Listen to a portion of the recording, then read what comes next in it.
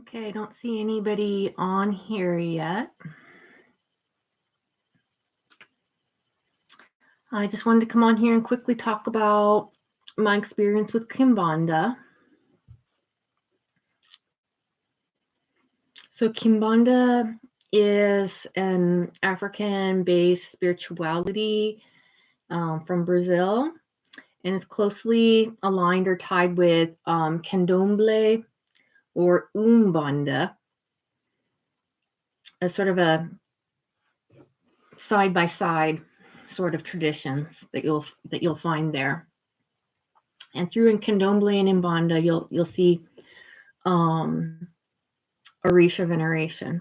But then they also have these sort of crossroads spirits that look like little devils and little girl devils as well. A lot of them, or they might be in like a fancy layered dress or sorcerer magic looking clothing. Some of them are magicians, and they're all very different.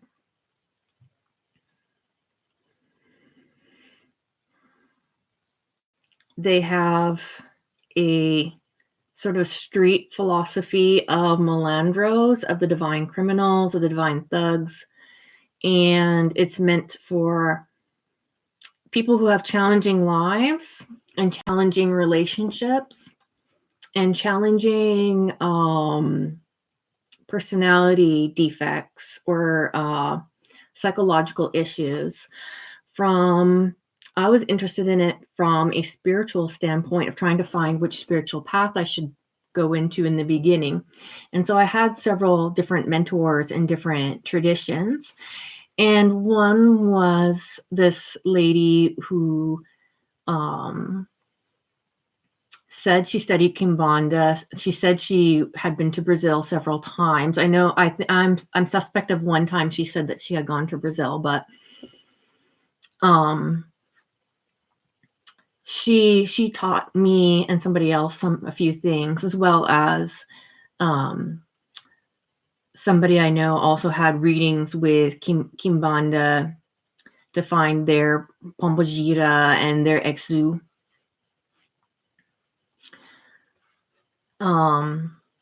Their words are all pronounced differently, so I think it's like eshu, but I know bombogira is like that though. So their Spanish is Portuguese is almost very similar to Spanish.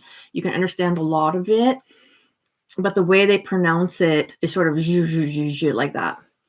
And so you do have to sing in their cadence. Their songs are all Portuguese. And it's a completely different culture. I was attracted towards it because it's has some Congo basis, but as well, it seems to be very spiritualist. And even among their eshus, there's like an eshu that practices voodoo. And if he's in your frame, then you could approach some of that, some of those practices. Your eshu would have knowledge of those things, but each one has more specialized knowledge. They're lower spirits. I consider them more astral spirits. And that's why they've been syncretized with goetic spirits. Or they do have a hierarchy. The pombogiras and eshus follow a hierarchy. Certain ones are higher than the other ones. Certain ones have command over the lower ones.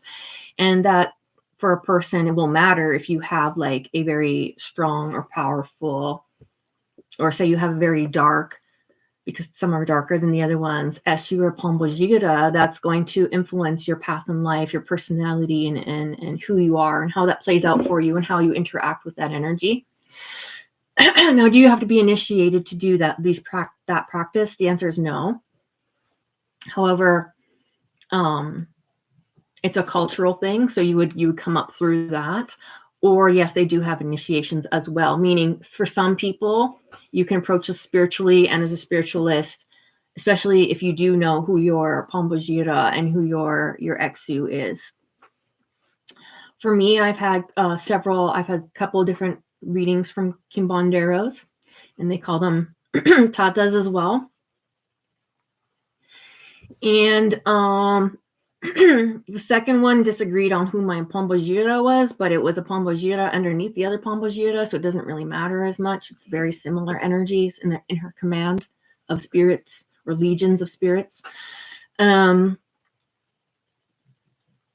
I've had very interesting experiences with them, but not very many experiences with them. And I feel that it's something that I can work with spiritually, and as a spiritualist, for me, I don't need that type of involvement. And I also question why people get involved in some of these practices, especially if they have a lot of other initiations.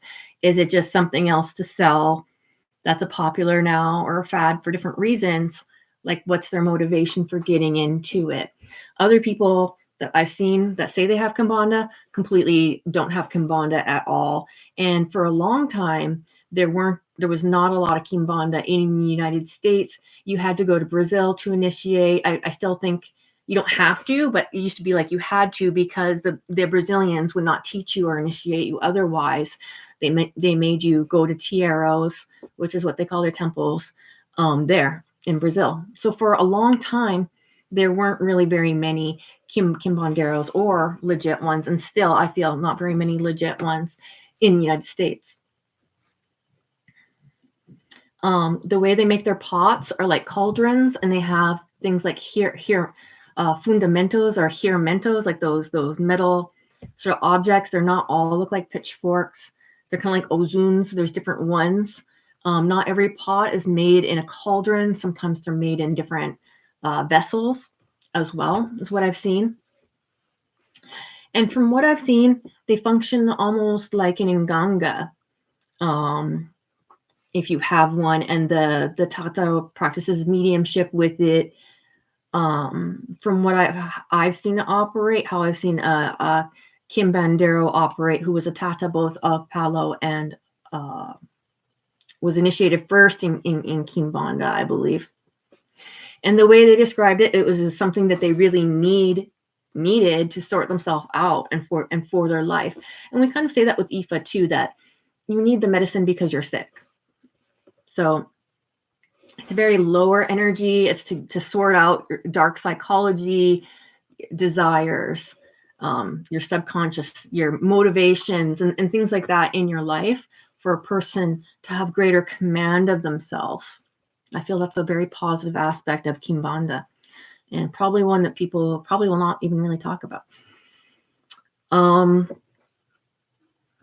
We did a ceremony at the crossroads in a 3-way crossroad for a pombogira, and we gave the things they draw on the floor, kind of look like veves or firmas in Palo, but they're called ponto riscados, and on that is laid instruments like tools or weapons like knives and things. There's points, and there's also directional arrows, and the way that you read them as well also show the spirit's influences on that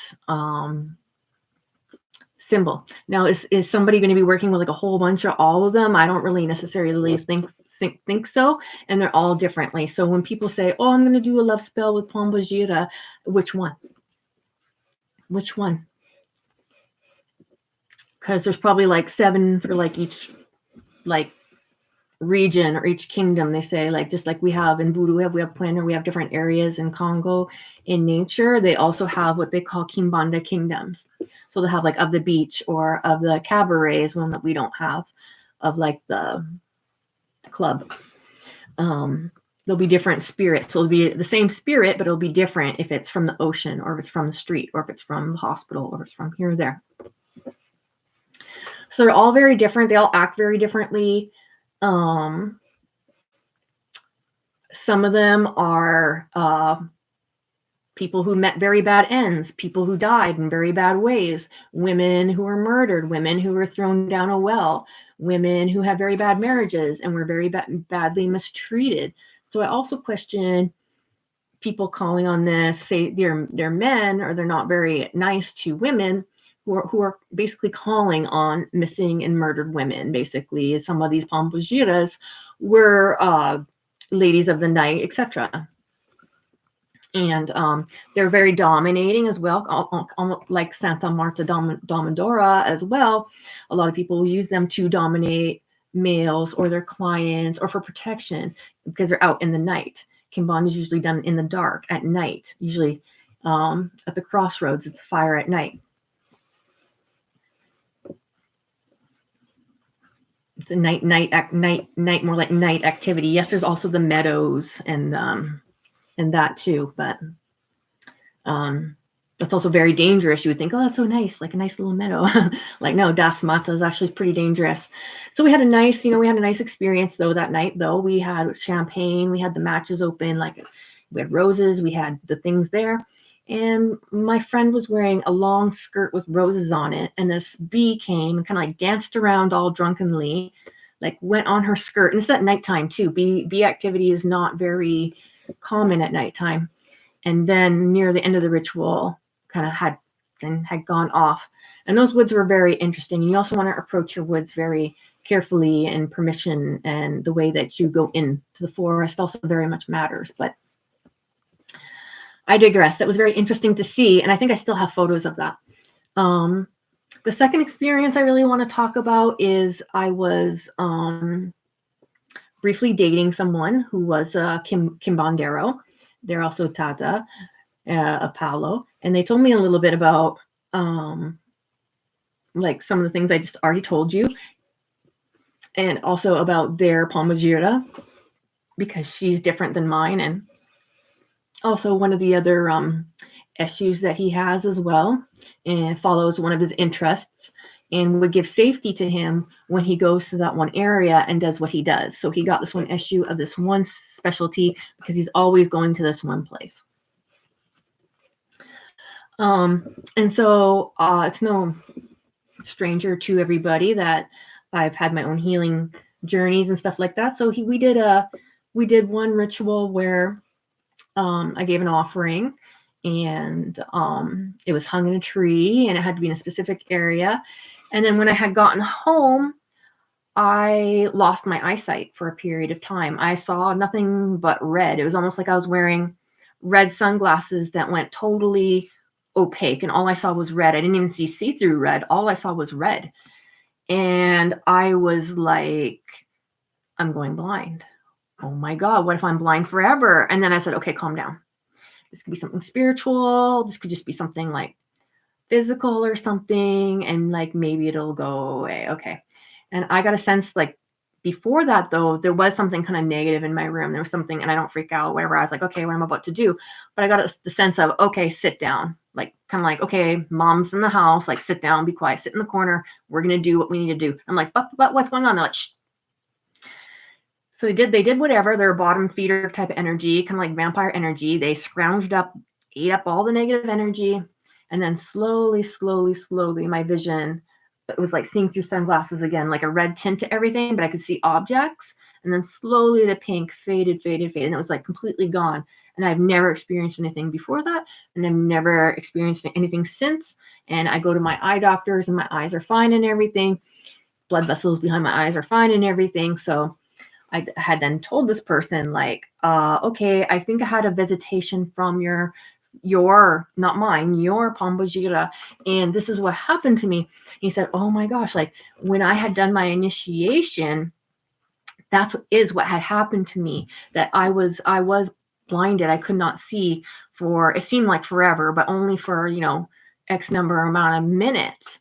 And I just found that very interesting. So it might look like a lot of just kind of more light stuff or jokey stuff that has the devil stuff, but it can go dark, and it can go there. But I don't feel like it's as dark as people make it out to be. People say macumba, but it just means more like witchcraft. It doesn't really exist as like a separate thing. It's kind of like the saying Kandoki or something, Congo magic, folk magic, whatever.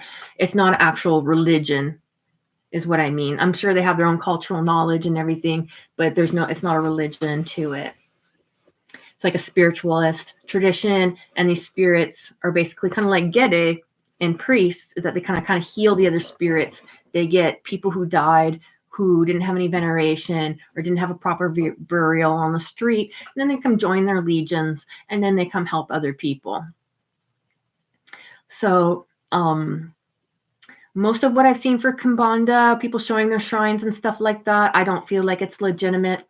I've Googled just to look to see if I could see anything that is comparable to what I saw 15 plus years ago. People had shown me from Brazil, and what that guy had shown me, who lives in the States, his pot, which I said again doesn't have all the stuff, as much stuff sticking up out of it, but it looks more like an nganga and was utilized more like an nganga.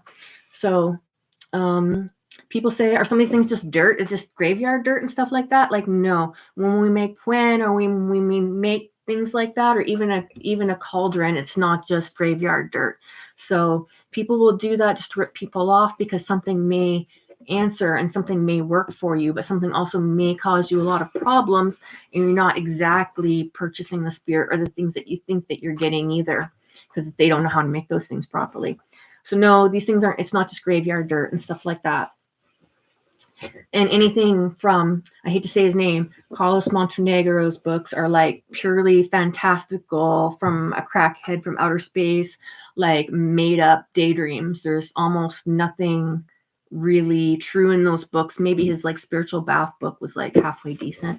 But when it comes to like the Age, and when it comes to like Kimbanda or Palo, most of that is just like fantastical, made up information. So again, these are I said not initiatory, but they're still cultural, and they have training to them for their mediums and stuff like that. And they also do have initiations, especially if you're going to receive something like a shrine or use something like a shrine. Then you are going to have to obviously be involved in their spiritual traditions to do that. You can't just decide like, oh, I like Pambajira. Oh, I want to work with Pambajira and stuff like that. What I've also seen is some of their offerings is they make, I don't know how to say the pade or the paid. I don't know how to say that properly. Pade. It's usually a mix up of lard, sometimes cornmeal or palm oil and other things. And they'll make like sort of like how you make the palm yam tower to Obatala. They kind of make like a little sort of like little mashed potato mountain, basically, in their own manner to Pambajira. Some of the offerings that I've seen as well given to them. So there's a reason that some of these spiritual traditions are becoming more popular now, because they attract certain people. They attract people who are not really accepted a lot of other places, because it accepts like street urchins, people who have a lot of problems, people who have personal problems, can go there and to get healing and try to sort themselves out and stuff like that.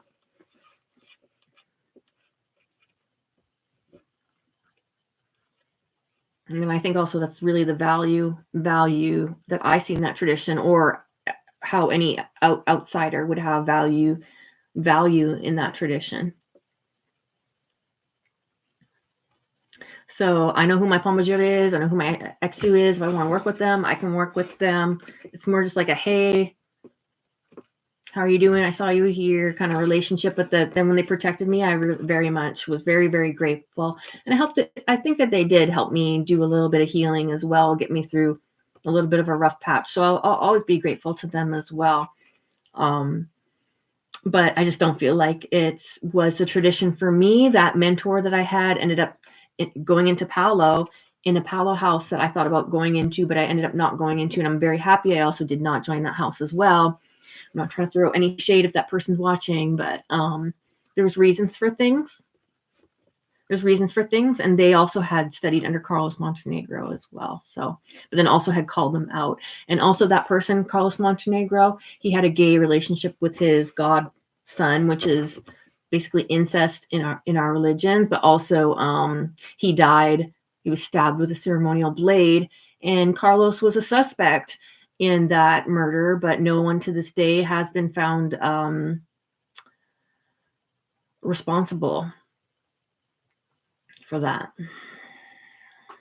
So that's what I have to say about Kimbanda, because some people think it's like nothing and it's all light, and then other people think like it's like the super heavy duty Like there's a lot to it tradition. Do you need all those symbols, all those like 1,001 Ponto Riscados? Like, I don't think so. I think it's just like one of those things, like just like, these are your loas, or these are your orishas, or these are your spirits. You get to know who your spirits are, who your pombagiras and stuff like that are.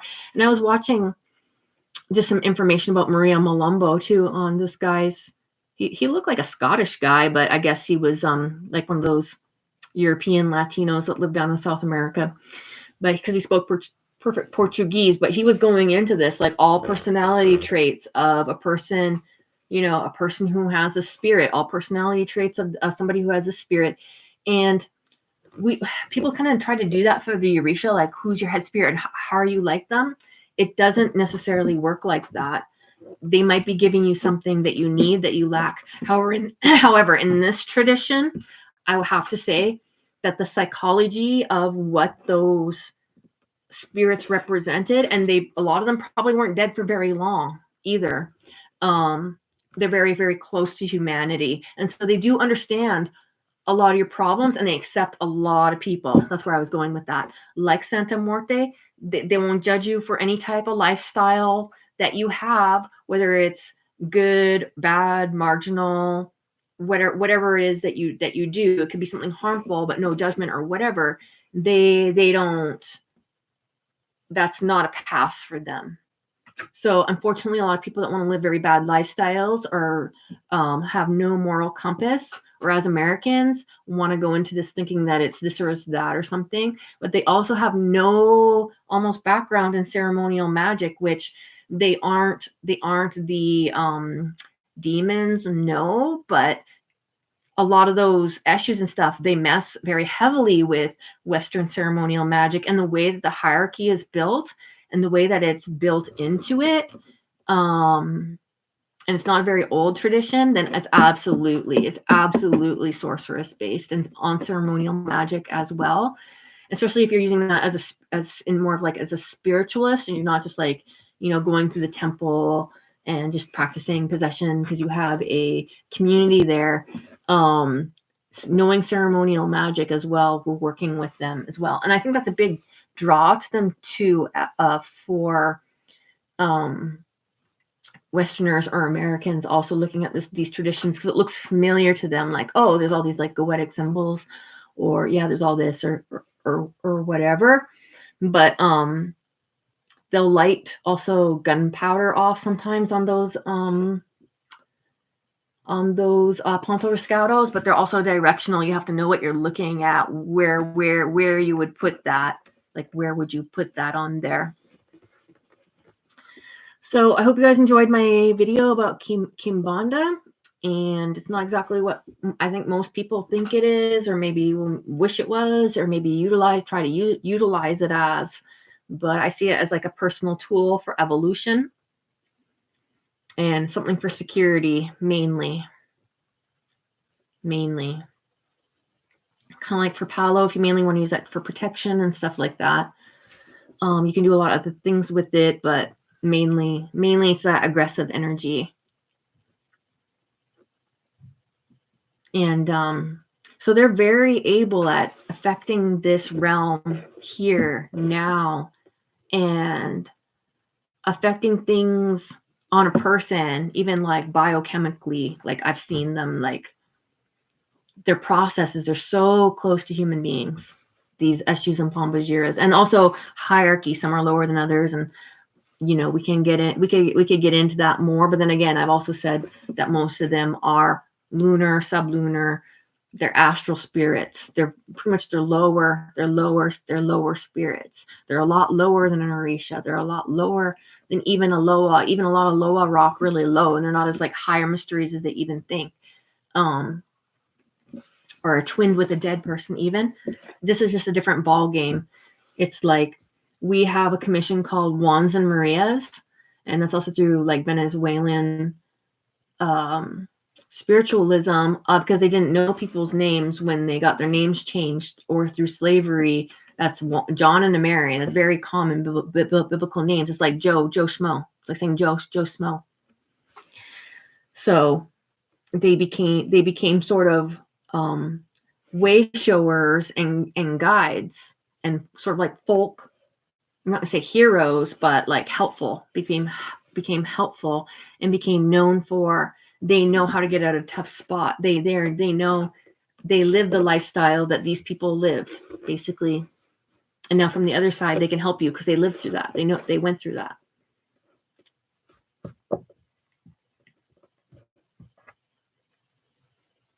So they're very, very powerful entities, but I also don't think it really requires a lot to really contact them if they're really with you. If you do know your, if you do know your spirits, they're very quick. They're very quick. Hope you guys enjoyed this video, and I'll be making more soon.